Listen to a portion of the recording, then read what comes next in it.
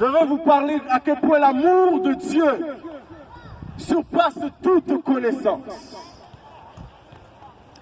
Je veux vous parler à quel point l'amour de Dieu est prêt à tout effacer par rapport à vos péchés. Car Jésus-Christ a donné sa vie pour cela. Voyez-vous, j'ai rencontré un homme qui avait tué son propre frère. Son propre frère de sang.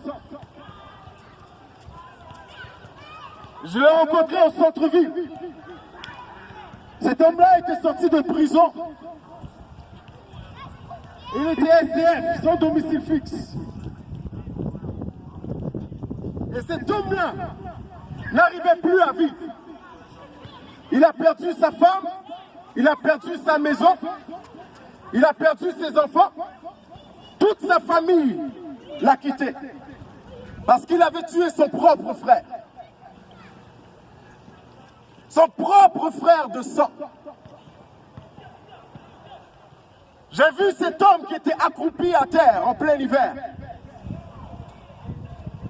Et je lui ai regardé droit dans les yeux. Et je lui ai dit, est-ce que tu sais que Jésus-Christ a payé le prix pour que tu sois pardonné?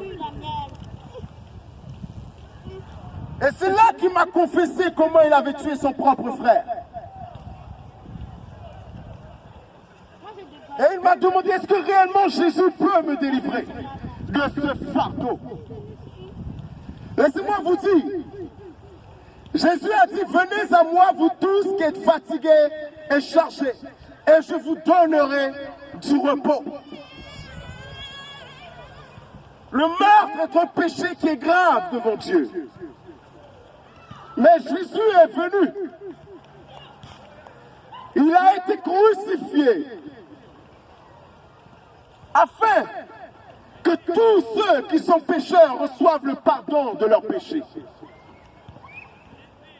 Et cet homme-là, qui était tourmenté parce qu'il avait tué son propre frère, m'a regardé dans les yeux et je lui ai demandé, est-ce que tu veux que Jésus retire ce fardeau de meurtre dans ta vie? Il m'a dit oui. Le moment où je me suis mis à prier pour cet homme, sous Sainte-Catherine au centre-ville, à ce moment-là, un vent souffla sur lui. Et il a soupiré de cette lourdeur qui pesait sur lui.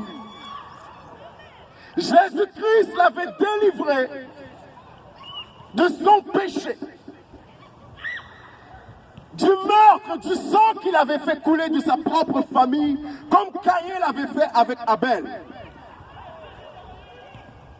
Et je vous dis en vérité,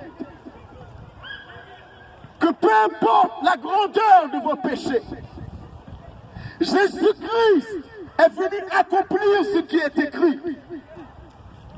Il a dit qu'il est venu et qu'il a été meurtri pour nos propres péchés, afin que par son sacrifice, en livrant sa vie, plusieurs soient justifiés. Et quand il dit plusieurs, c'est-à-dire tous ceux qui croient dans cette bonne nouvelle. J'ai rencontré des jeunes hommes avec qui j'ai fait du temps, incarcérés à cité. L'un d'entre eux, je lui ai dit, inspiré par l'Esprit du Seigneur, que tu ne sais quand est-ce que ton jour arrivera. Car la vie que tu mènes, tu ne sais quand est-ce que ton jour peut arriver. Vous savez, ce jeune homme s'est fait tirer 8 balles dans son auto. 8 balles dans son auto. Et ils ont dit, on croyait que c'était ton frère. Et ce jeune homme avait entendu le message de Jésus-Christ. Et il croyait qu'il avait du temps devant lui. Vous ne savez ni le jour ni l'heure. Vous ne savez quand est-ce que votre temps viendra. Car Dieu est le maître maître de tout souffle sur cette terre. Et nous avons un ennemi en commun, qui est le diable, le Shaitan, qui veut vous empêcher de venir à la rédemption au travers de Jésus-Christ. Jésus est venu dans son amour. Il a été meurtri à ta place à cause de tes péchés. Il a été souffleté à ta place à cause de tes péchés.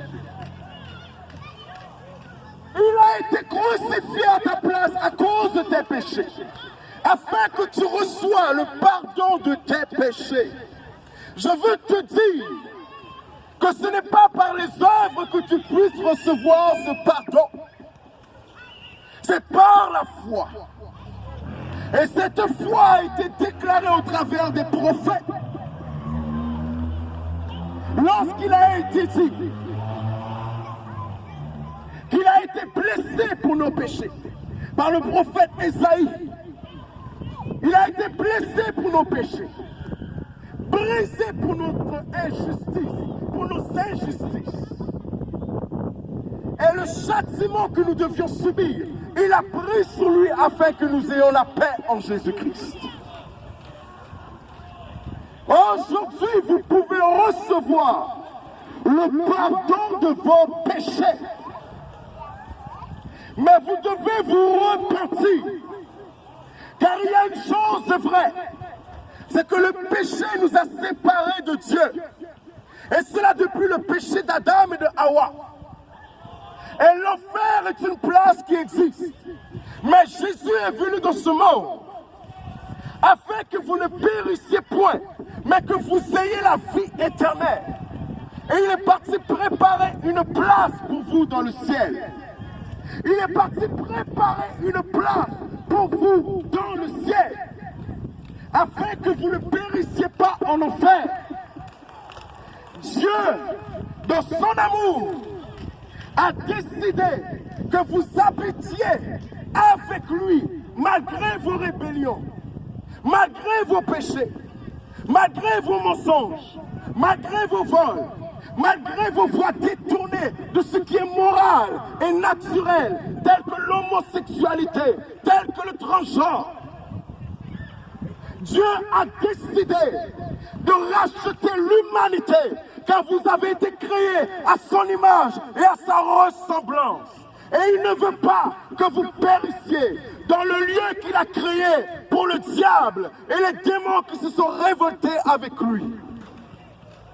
Et Jésus est venu pour accomplir ces promesses qui ont été dites depuis des siècles avant, où le sauveur de l'humanité serait Dieu lui-même, qui viendrait dans un corps semblable à l'homme, afin de recevoir sur lui, à la croix, les péchés de tous ceux qui croient en lui. Et c'est pourquoi Jésus, son nom signifie Dieu qui sauve. Jésus est venu vous délivrer. Parce que le royaume de Dieu, ce n'est pas de la débauche, ce ne sont pas des vierges où il y aura la fornication, ce n'est pas un royaume de pornographie. Le royaume de Dieu, c'est un royaume de justice, où la paix, où la joie, où l'amour de Dieu qui surpasse toute connaissance, où l'amour de Dieu qui délivre les prisonniers, où l'amour de Dieu qui délivre les meurtriers, où l'amour de Dieu qui délivre les méchants vient remplir les cœurs. Et Dieu est venu pour réconcilier sa création avec lui au travers de Jésus-Christ de Nazareth, le Fils de Dieu. Et c'est pourquoi Jésus déclare ceci de sa propre autorité. Il a dit, si vous ne croyez pas en qui je suis, vous mourrez dans vos péchés. Car tout jugement lui a été remis. Et ce jugement, aujourd'hui, c'est que Jésus veut retirer la condamnation qui repose sur vous à cause de vos péchés. La vie ne se résume pas à se réjouir, à faire la fête et à travailler. La vie est bien plus que cela. Jésus est venu afin que nous ayons de nouveau le sens de cette vie. Pourquoi Dieu nous a créés dès le commencement, c'est-à-dire d'avoir une relation intime, une communion par la puissance de son esprit. Et c'est pourquoi je vous dis que peu importe vos péchés, si vous croyez dans cette bonne nouvelle, Jésus-Christ va rentrer dans votre vie, car il a promis de vous donner de son esprit, de l'esprit de Dieu. Dieu ne vous envoie pas un esprit d'un ange. Dieu vous envoie son propre esprit, afin que de la même manière que Christ est ressuscité d'entre les morts, de la même manière, cet esprit va vous ressusciter, l'esprit de Jésus-Christ, lorsque Jésus reviendra. Mais vous devez vous repentir de vos mauvaises voies. Et le pardon de vos péchés vous est garanti, parce qu'il a payé le prix à votre place. Je veux te dire que l'argent ne pourra pas te payer une place dans le ciel. Si tes amis t'encouragent à faire le mal, ce ne sont pas tes amis qui vont passer à ta place dans ton jugement. Mais tu dois prendre cette décision personnellement.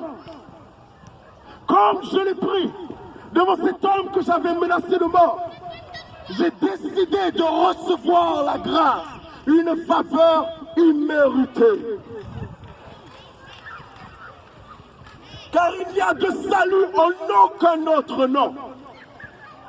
Car il n'y a été donné sous le ciel aucun autre nom par lequel nous devions être sauvés, si ce n'est Jésus, le Fils de Dieu. Et je vous dis qu'aujourd'hui, si vous faisiez des prières 5 fois, 10 fois par jour, si vous roulez des matériels, et que vous savez au-dedans de vous que vous n'êtes pas affranchis du péché, Jésus-Christ vient pour vous affranchir maintenant du péché. Car aujourd'hui est le jour de la grâce pour vous. Je vous dis que vous deviez quitter la drogue, le hustle, la prostitution et toutes les choses semblables, et de donner votre vie à Christ. Parce que Jésus a des projets d'espérance et un avenir pour votre vie. Et ce projet s'étend jusque dans l'éternité. Ce monde va passer. Le ciel va passer. Ce quartier va passer. Mais Jésus qui est éternel a préparé une place pour ceux qui reçoivent son esprit éternel en le confessant de votre bouche. Si c'est dans l'ivrognerie que vous êtes, confessez-le à Jésus-Christ. Si c'est dans l'impudicité, confessez-le à Jésus-Christ. Ne laissez pas le joug du péché peser sur vos vies. Car Jésus a payé le prix pour briser ce joug d'esclavage du péché. Car celui qui pratique le péché a pour père le diable. Mais celui qui reçoit le Fils a pour père Dieu l'Éternel. Et il reçoit de la part du Fils la vie éternelle. Repentez-vous. Repentez-vous, car le royaume des cieux s'est présenté au milieu de vous. Laissez tomber vos idolâtries. Dieu n'est pas derrière une image. Dieu n'est pas derrière une femme vierge. Dieu n'est pas derrière des morceaux de la création de la terre. Dieu est esprit. Et il veut que vous le servez au travers de Jésus, en esprit et en vérité. Lorsque Dieu a créé l'homme, Dieu visitait l'homme face à face. Dieu parlait avec l'homme face à face. Il n'y a pas de rituel pour s'approcher de Dieu. Si ce n'est au travers de Jésus-Christ par le moyen de la foi. Et c'est pourquoi Dieu ne s'est pas présenté sous une forme d'idole, mais au travers du feu, afin que le feu de l'Esprit puisse habiter en vous. Dieu vous a destiné à un grand héritage. Dieu vous a destiné à être réconcilié avec lui. Et Jésus-Christ a payé le prix à la croix, afin que sa propre royauté devienne votre héritage. Vous valez plus de ce que vous le pensez. Car sinon Dieu n'aurait pas donné son Fils unique, afin que quiconque croit en lui ne périsse point. Mais Dieu a voulu racheter sa création, faite à son image. Mais je vous le dis en vérité, si vous ne recevez cette grâce, la colère de Dieu demeurera sur vous. Mais aujourd'hui, tandis que vous entendez sa voix frapper dans vos cœurs, n'aie pas peur de ta famille s'ils veulent te persécuter parce que tu as décidé de recevoir le pardon de tes péchés. N'aie pas peur des représailles que les gens autour de toi peuvent te faire parce que tu as décidé de sauver ton âme du péché et de l'enfer. Jésus te défendra. Ma propre famille m'a persécuté le jour où j'ai reçu Jésus dans ma vie. Mais Jésus m'a délivré de la maladie. Il m'a guéri de ma maladie. À peine je pouvais marcher. Car Jésus est venu pour guérir les malades.